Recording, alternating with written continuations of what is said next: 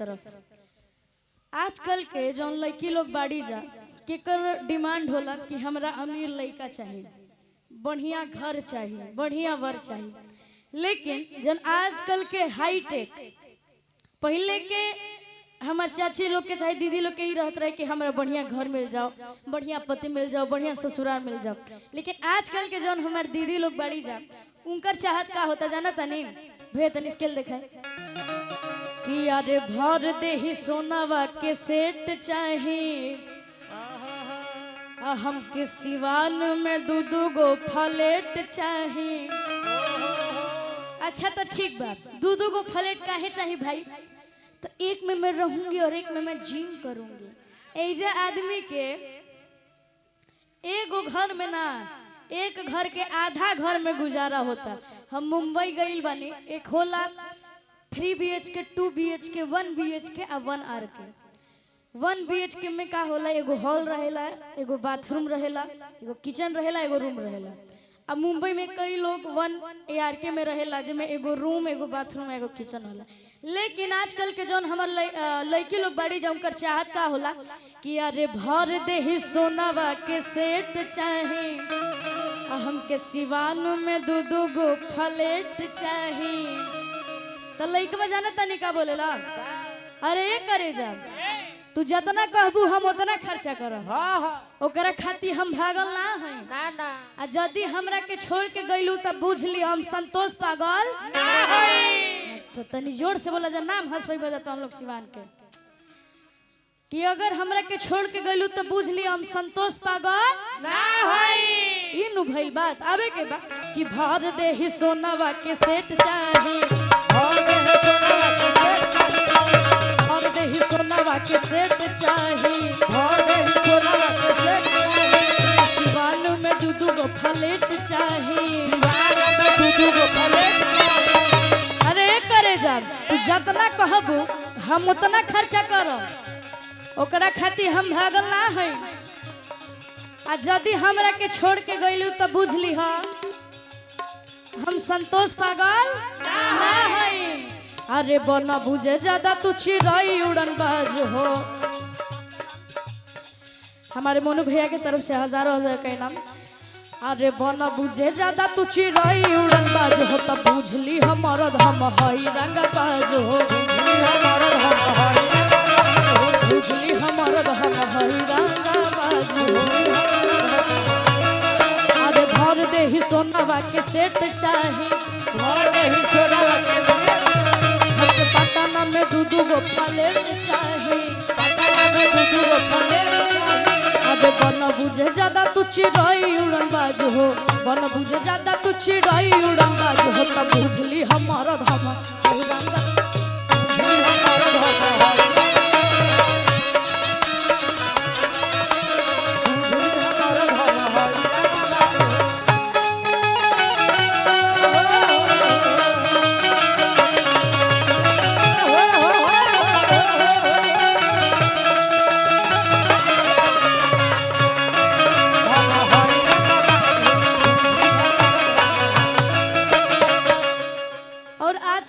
लड़की लोग एगो गाना बड़ी फेमस भइल बा।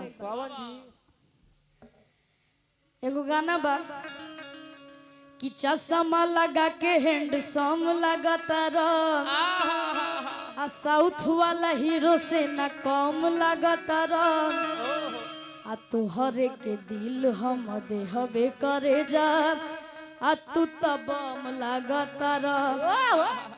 जब तो हम लोग गईला जब दिल हमार भइल कहे कि चश्मा हम पहनले बानी, तो हम लोग तो असम ना पहनले बड़ा जा कि वो चश्मा पहनले रहे जा। वाह हमार बाबा पहनले बड़े, तो हम लोग फेल बड़ा जा, कुछ ना कर पाई बजा। पुरनका जमाना से सीखा जा, हमारे विजेंद्र बाबा से सीखा, हमारे बाबा लोग से सीखा जाता हम लोग। तो हम लोग नौजवान में केहू एगो चश्मा नहीं के पहन के आई, लेकिन हमारे बाबा में केहू तो पहन के आइल बा। तनी कैमरा में दिखाइए तो इनको जी, आँख खराब है बाबा कि गाना खातिर पहन के आइल रहनी। अच्छा लहू के खातिर रहो तो ले ले बनी, लेकिन पहनले नहीं खे। अच्छा रोआ के दिखता, सब दिखता कि अरे चश्मा लगा के हैंडसम लगता रह, आ साउथ वाला हीरो से ना कम लगता आ तुहर के दिल हम दे हबे करे जा तू तब बम लगता तुहर के दिल हम दे हबे करे जा तू तब तुहर के दिल हम दे हबे करे जा तू तब बम लगता तुहर के दिल हम दे हबे करे जा तू तब चश्मा लगा के हैंडसम लगता साउथ वाला हीरो से ना कम लगता गाना हम एगो लड़की के गावत सुनने वो का गावत रहे अरे चश्मा लगा के हैंड पंप लगता साउथ वाला हीरो से ना कम लगता हर एक दिल हम दे हबे करे जा तू तब बम लगता हर एक दिल हम दे हबे करे जा तू तब बम लगता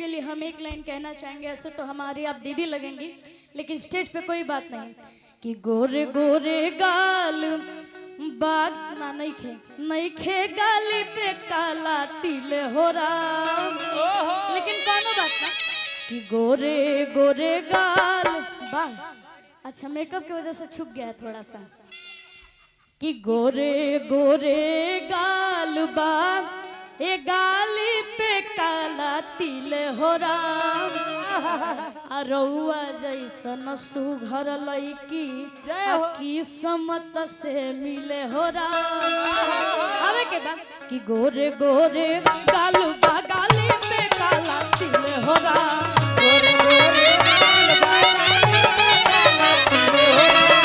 गोरे गोरे गाल बा गाली पे काला तिल हो राम तोहरा जैसन सुख इनका जैसन छुछु नर लईकी केहू के ना मिले हो राम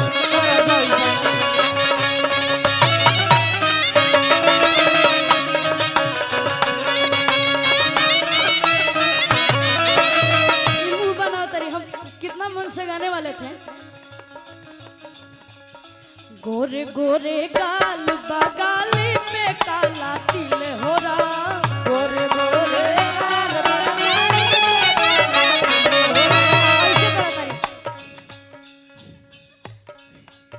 तहरा जैसन छुछु नर लईकी इनका जैसन छुछु नर लईकी आदित्य आगे मिले हो राम तहरा जैसन छुछु नर लईकी केहू के ना मिले हो राम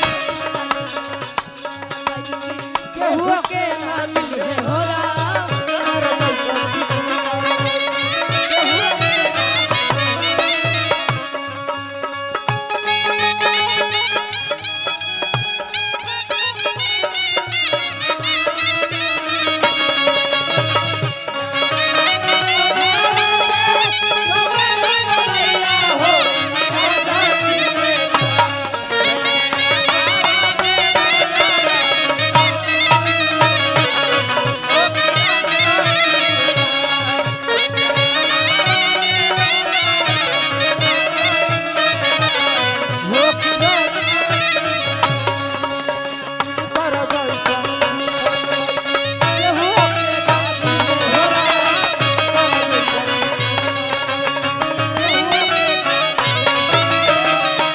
शादी भइला के बाद अभी एक बात बताइए अरुण अंकल का शादी हुआ है नहीं ना हो गया नहीं एक सेकंड हमको पहले ये बताइए अरुण कौन है और सोनू कौन है हम कंफ्यूज हो जाते हैं आप दोनों में अरुण आप हैं सोनू आप हैं आप दोनों का शादी हुआ है अच्छा हाँ लेकिन हाँ उससे पहले सोनू अंकल के लिए सॉरी नहीं सही था, सोनू अंकल के लिए और अरुण अंकल के लिए। मान लीजिए बाय द वे अगर मेरी चाची गुस्सा हो जाएंगी तो ये लोग जानते हैं क्या कहेंगे कि अरे सिलवट पे चूड़िया फोड़े लुवे जान। शादी नहीं हुआ ना, कोई बात नहीं, होता है कि सिलवट पे चूड़िया फोड़े लुवे जान तो अपना अर्जुन जी के दिलवा का है तोड़ लुए जान। आय अपना सोनू जी के दिलवा का है तोड़ लुए जान। आवे के बाद कि याद सिलवट पे चूड़िया फोड़े लुए जान, सिलवट पे चूड़िया फोड़े लुए जान, सिलवट पे चूड़िया फोड़े लुए जान, सिलवट पे चूड़िया फोड़े लुए जान। तो अपना राजा जी के तो अपना सोनू जी के दिलवा का तोड़ लुए जान।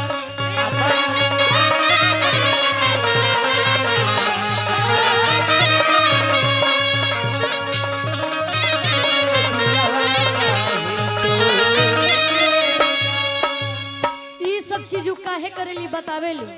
हे राजा पहिले नियन नहीं मानेला, राजा पहिले नियन नहीं मानेला। दीदी ये गाना पे रील भी बनैले रही। हे राजा पहिले नियन नहीं मानेला, राजा पहिले नियन नहीं मानेला। और एक का अपना में हारी के गैर खानी जानेला।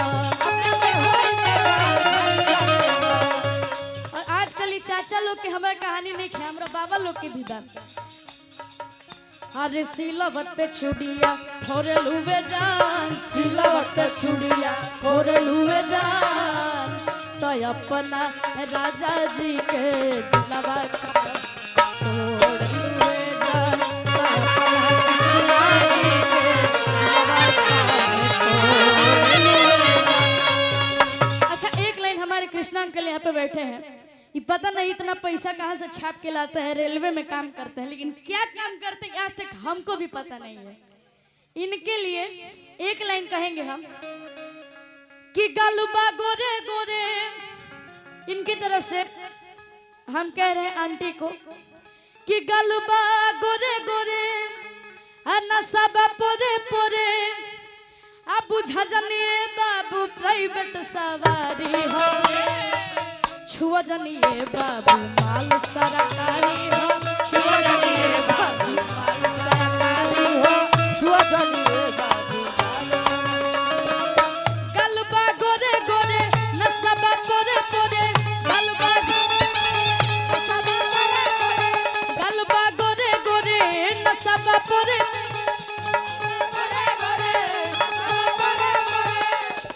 और बड़ा बड़ा नोट निकालिए। गलबा गोरे गोरे नसबा पोरे पोरे बुझा जनिए बाबू प्राइवेट सवारी हो, छुआ जनिए बाबू माल सरकारी हो, छुआ जनिए बाबू माल सरकारी हो, छुआ जनिए बाबू माल सरकारी हो, छुआ जनिए बाबू माल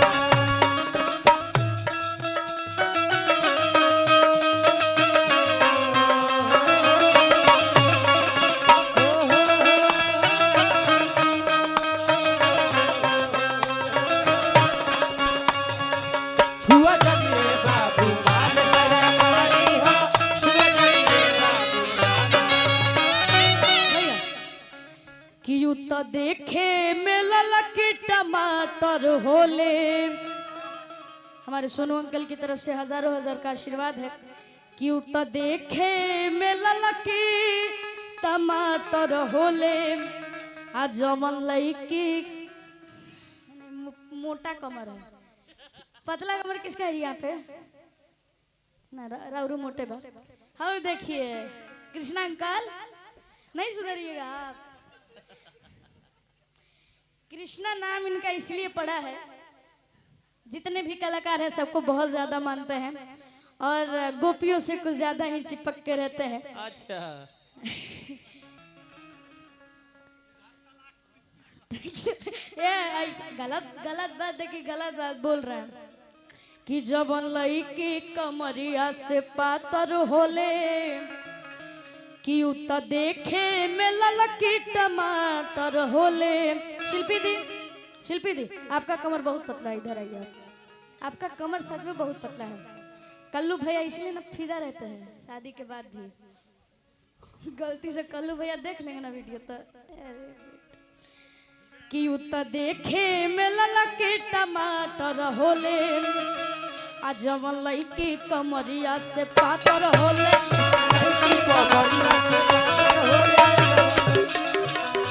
पातर होले उ त देखे में ललकी टमाटर होले। उ त देखे में ललकी टमाटर होले जवन लईकी कमरिया से पातर होले। कमरिया से पातर होले।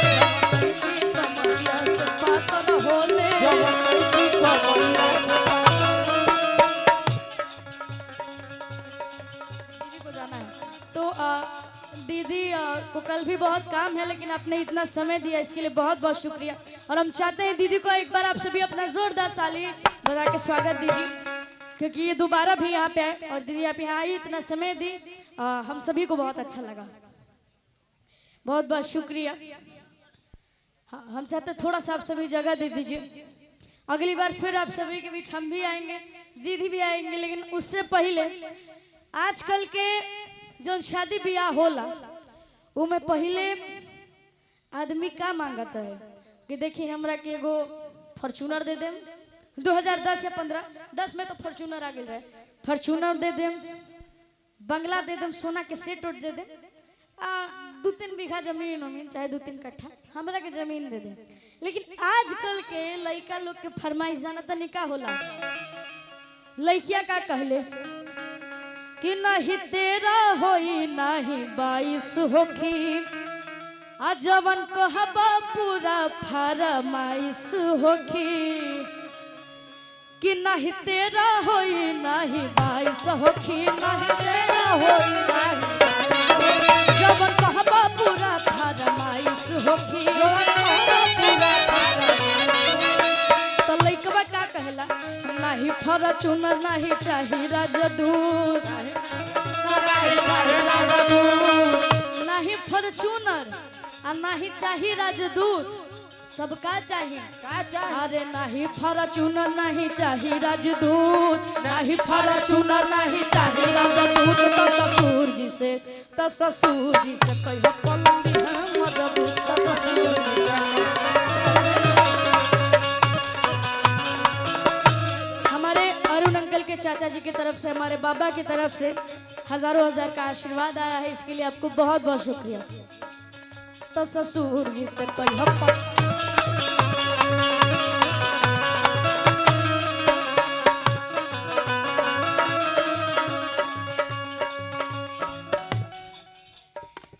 बहुत बहुत शुक्रिया दिया, आपने इतना टाइम दिया। सेफ जर्नी, आराम से जाइएगा आप। और हमारे इतना भैया लोग बाड़े जा, इनका खाती एक लाइन कि कितना दिन से आए गो लड़की के आ रही फेरा में हम लागल आ सोचते रही कि आई लोग